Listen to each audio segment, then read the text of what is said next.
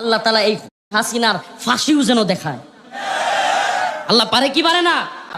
অনেকেই বলতো মজা কইরা, হুজুর হাসিনা বাইসা থাকতে আর বাইরে হওয়া লাগতো না, মজা করে দুষ্টামি করে বলতো কারাগারে, মানে কষ্ট দেওয়ার জন্য। আওয়ামী লীগপন্থী যেগুলো, হুজুর হাসিনা বাইসা থাকতে আর বাইরে হওয়া লাগবে না।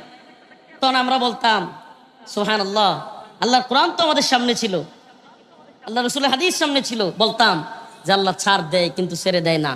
অচিরে আল্লাহ এমন পরিণতি করবে, তোমরাও দেখবে আমরাও দেখব। অপেক্ষা করো সেই দিনের। আল্লাহ তাআলা দেখাইছে, আল্লাহ তাআলা এমন দেখাইছে সুবহানাল্লাহ, যে হাসিনা রান্না করা খাবার হাঁসের মাংস খায়া যাইতে পর্যন্ত পারে নাই। এই বিটকে সারি চুরি গহনা যেগুলো চুরি জারি করছিল এগুলো নিয়েও যেতে পারে নাই। আল্লাহ তাআলা যেহেতু সেই দিন দেখাইছে, আল্লাহ তাআলা এই হাসিনার ফাঁসিও যেন দেখায়। আল্লাহ পারে কি পারে না? আল্লাহ যদি এই সেনাবাহিনীর জেনারেলদেরকে পাকড়াও করতে পারেন, হাসিনাকে কি আল্লাহ পাকড়াও করতে পারবেন না? আল্লাহ তাআলা আমাদেরকে কবুল করুক, বলেন আমিন। মঞ্জুর করুক, বলেন আমিন।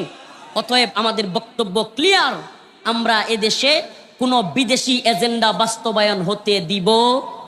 আমার আজকের আলোচনার মৌলিক বিষয়টা, আমরা ইহুদি খ্রিস্টানদেরকে বন্ধু বানাবো না। ইহুদি খ্রিস্টানদেরকে বন্ধু যারা বানাবে, এই সমস্ত মুনাফিক যে দলের হোক, আমরা তাদেরকেও প্রতিহত করব।